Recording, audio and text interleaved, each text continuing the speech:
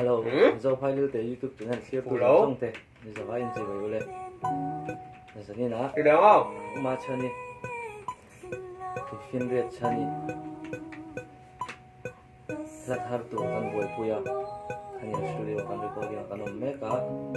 Ni ko kan lut meka ni. Lai dawa. Thai ka ring ya. La marun ti so thai ka tum do ni. Sai meka ta hin chol loka.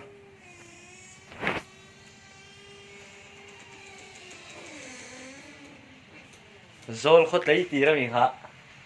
Zol khot đi tây clear. Zol khot lấy tì. Zol khot lấy tì ra tì lệ về lại anh về nghe thì cần cái lâu puto na cần về lại ngã ô. Anh này tu puto na. Zol phát gì ngã music doctor degree mà sa. Về ni hiền lên cái gì ô. À là tí nó zol khát sặc lâu ô.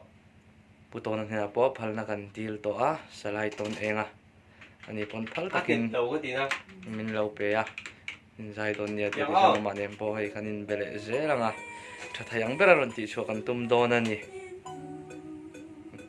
ngai tha chinang o bây giờ lòng lệ đôn to pin kanin bo saya music video nen ron ti cho kan tum don a piano le pet le guitar